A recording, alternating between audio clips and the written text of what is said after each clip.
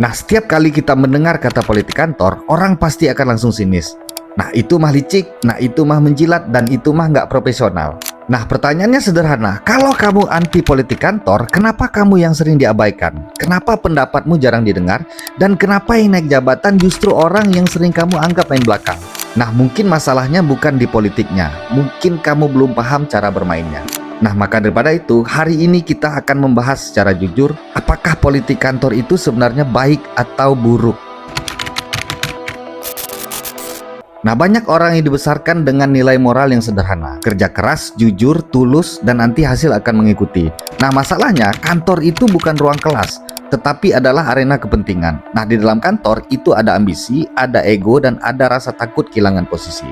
Dan persaingan yang selalu tidak terlihat. Nah, kalau kamu melihat orang yang membangun relasi dengan atasan, kamu bilang mereka menjilat. Nah, ketika orang memilih waktu yang tepat untuk bicara, kamu bilang itu adalah manipulatif. Padahal, bisa jadi itu bukan licik, tapi adalah strategi.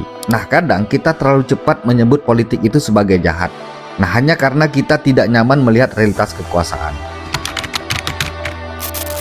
Sebenarnya, politik kantor itu bukan soal menjatuhkan, karena politik kantor adalah siasat. Nah, siasat membaca siapa yang sebenarnya mengambil keputusan dan siapa yang sebenarnya mempengaruhi opini atasan, serta melihat momentum yang tepat untuk berbicara.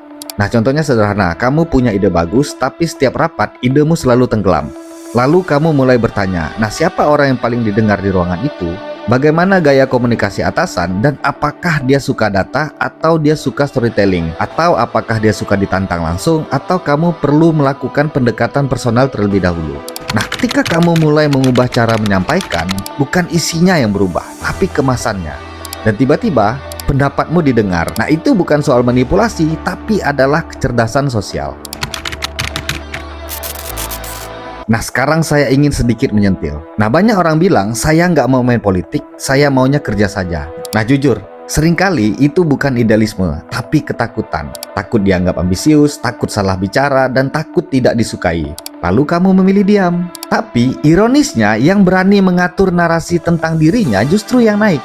Dan yang berani menunjukkan value-nya justru yang terlihat. Nah, sementara kamu berharap atasan itu tahu kontribusimu. Nah, itu bukan kemurnian, itu namanya pasif. Dan dunia kerja jarang memberi panggung terhadap orang pasif. Nah, politik kantor itu dimulai dari satu kemampuan, yakni membaca situasi. Kapan harus diam, kapan harus menyela, dan kapan harus mendukung opini orang lain sebelum kamu menyampaikan pendapatmu.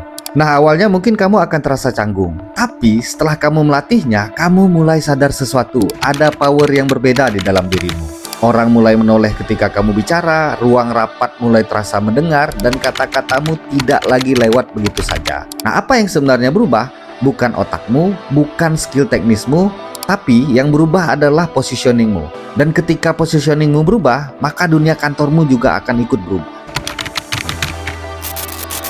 Nah, lucunya begini, saat kamu mulai sadar memilih kata, dan kamu mulai sadar memilih timing, dan mulai sadar membangun relasi strategis, di titik itu kamu sudah menjadi manusia politik.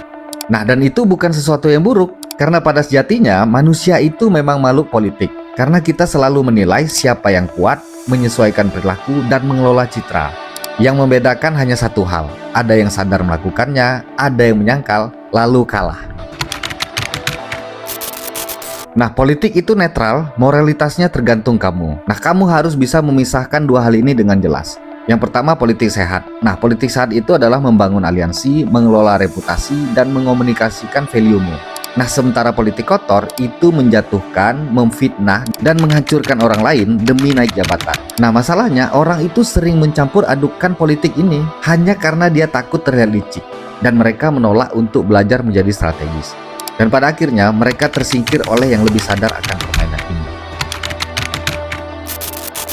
Nah, yang jadi pertanyaan, apakah politik kantor itu baik atau buruk? Nah, sebenarnya politik itu hanya alat. Nah, kalau kamu tidak memegang alat itu, maka orang lain yang akan memegangnya dan mungkin menggunakannya untukmu. Nah, maka daripada itu, kamu harus berhenti menyebut strategi sebagai kelicikan.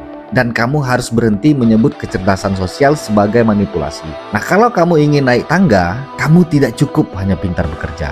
tetapi kamu juga harus pintar membaca manusia. Nah, karena di kantor, yang paling polos bukan yang paling suci. Nah, biasanya dia yang lebih mudah disingkirkan. Nah, kalau kamu ingin belajar membaca permainan tanpa kehilangan integritas, subscribe channel ini. Di sini, kita tidak sedang mengajarkan kelicikan, tetapi mengajarkan kesadaran.